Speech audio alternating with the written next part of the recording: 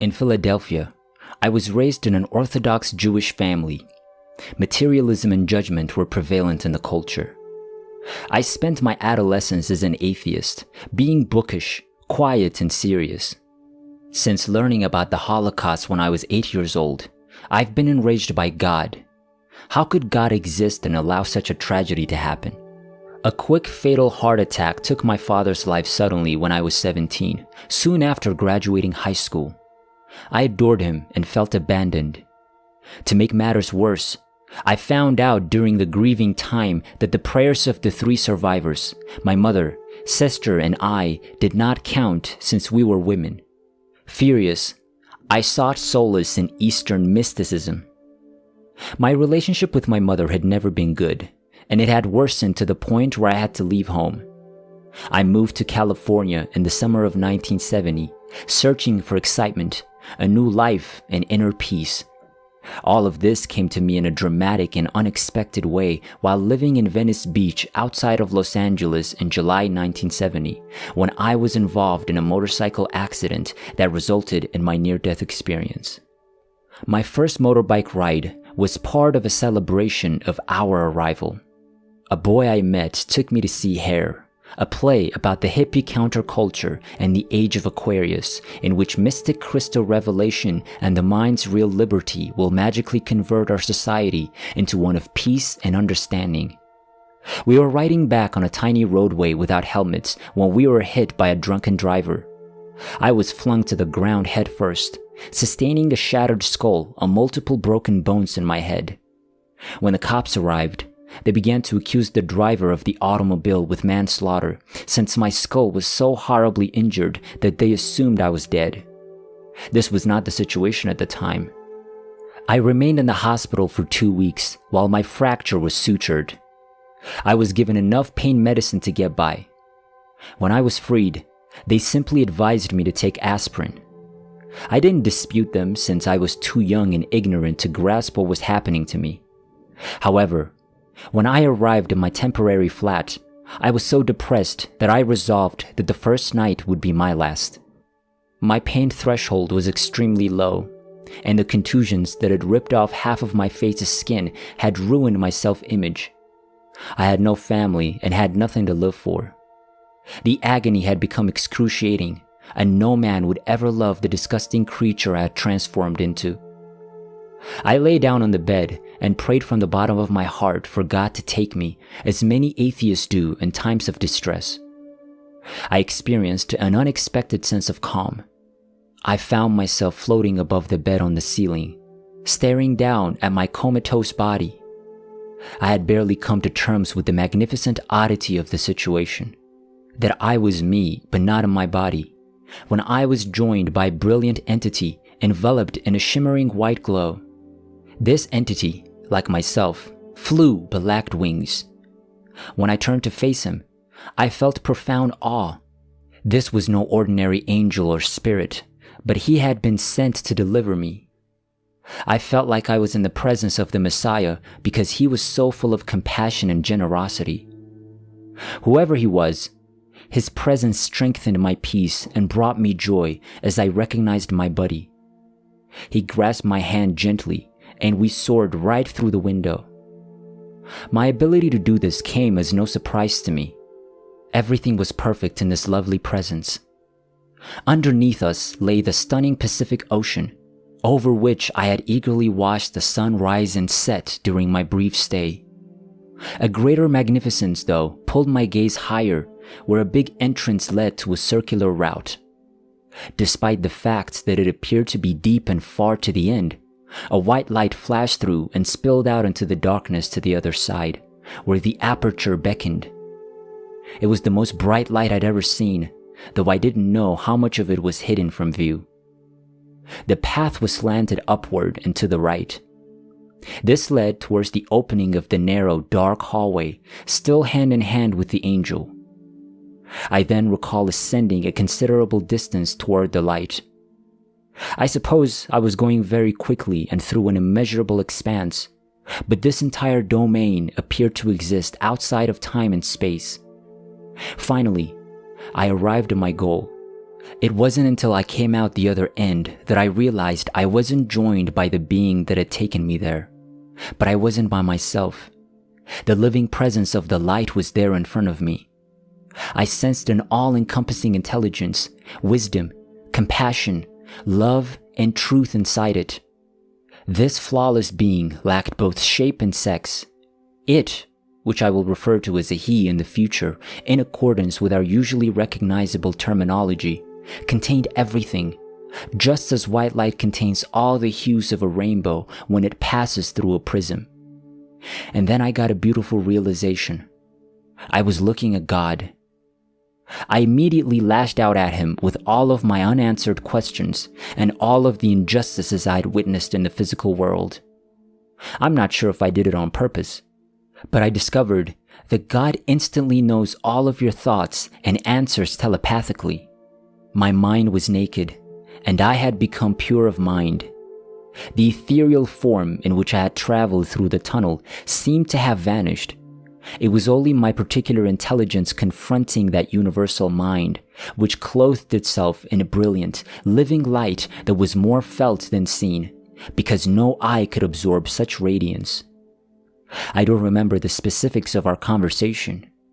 The ideas that came so clearly and fully in heaven were not taken back with me to earth. I'm sure I posed the inquiry concerning my people's misfortunes that had plagued me since I was young. I was extremely concerned by first-hand tales about the horrors of the Vietnam War that I heard at my job in Philadelphia from shell-shocked boys my age. I recall one thing. There was a reason for everything that happened, no matter how bad it appeared in the physical sphere. And as I received the answer, my own awakening mind answered in the same way. Of course, I would think. I already know that. How could I have forgotten? Indeed, it appears that everything happens for a reason, and our eternal self already knows what the reason is. I ultimately stopped asking questions because I was suddenly flooded with all of the being's wisdom. I was given more than simply answers to my queries. All knowledge was shown to me at once, like the instant flowering of an unlimited number of flowers. I was filled with God's wisdom and suddenly understood how the cosmos worked.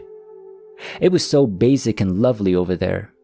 The feeling I carried back was one of interconnection of all things and the unfolding of the unconditional love I had initially rejected upon meeting this ineffable basis of life. What I'll never forget is the feeling of being at home, of being at the center of the circle of infinity, of the realization of all our unsaid wishes. Yes, I was very much alive there. The disparity is so stark that I can't even draw a mathematical comparison.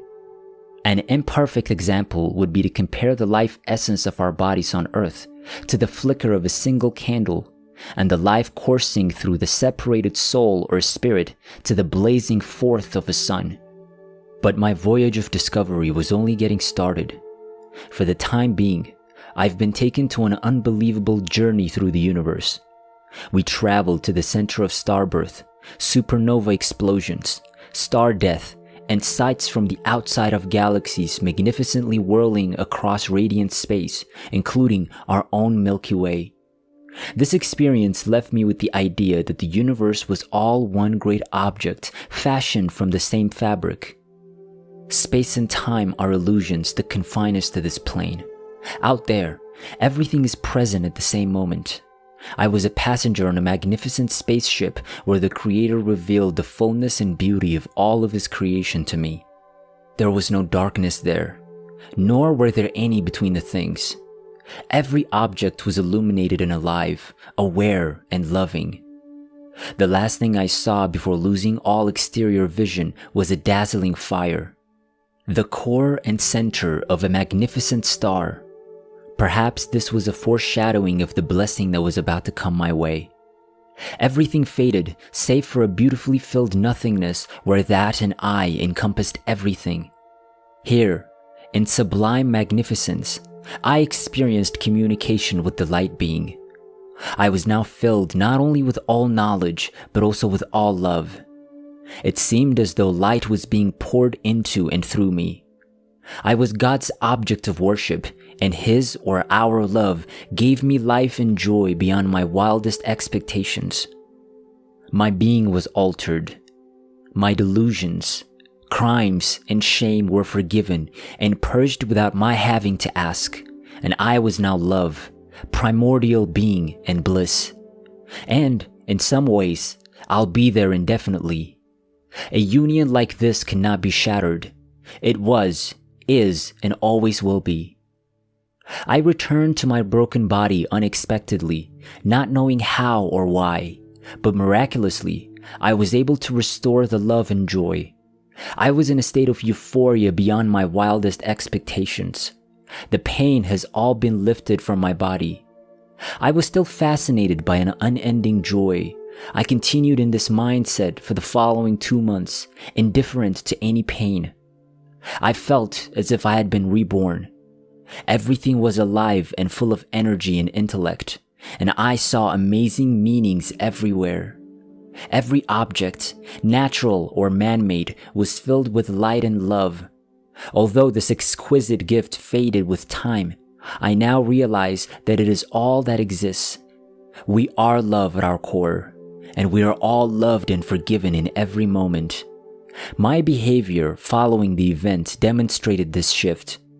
I used to be painfully bashful and felt undeserving of being loved. I went out with my head bandaged and obtained a job in 1 week, made a lot of friends, and had my first true romance. Following the Silomar earthquake in 1971, I relocated back east and returned to my mother, with whom I reunited. I began college at the age of 23 and graduated with Phi Beta Kappa. Since then, I've married and become a mother, both of which I consider to be part of my purpose.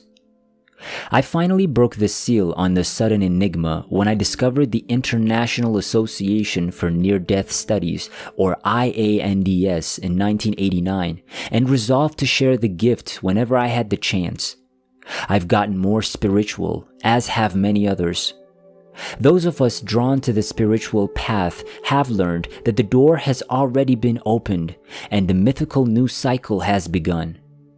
We are all facets of our creators and each other's sparkling diamond hearts.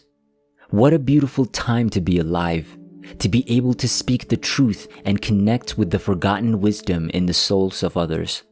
Despite the fact that it has been 36 years since my heavenly journey, I've never forgotten it. I've never questioned its veracity in the face of mockery and disbelief. Nothing so vivid and life-altering could have been a dream or a hallucination. On the contrary, I consider the rest of my life as a transitory fancy, a brief dream that will end when I awaken in the constant presence of the giver of life and happiness. I assure anyone who mourns or fears annihilation and death that there is no such thing as death, and that love never ends. According to modern physics, matter does not die, but rather transforms into energy. I consider the body as a garment that contains the immortal consciousness. When our job is over, we shed our coat and assume our beautiful form, filled with the whole spiritual wisdom we so desperately desired during our worldly days. After graduating from this brief school, we receive our life review report card with bonus credit for love, forgiveness, and service to others. We can now continue our trip unhindered, unfettered, and fully living. Someday, you and I shall be united in this paradise of love, light, and never-ending happiness.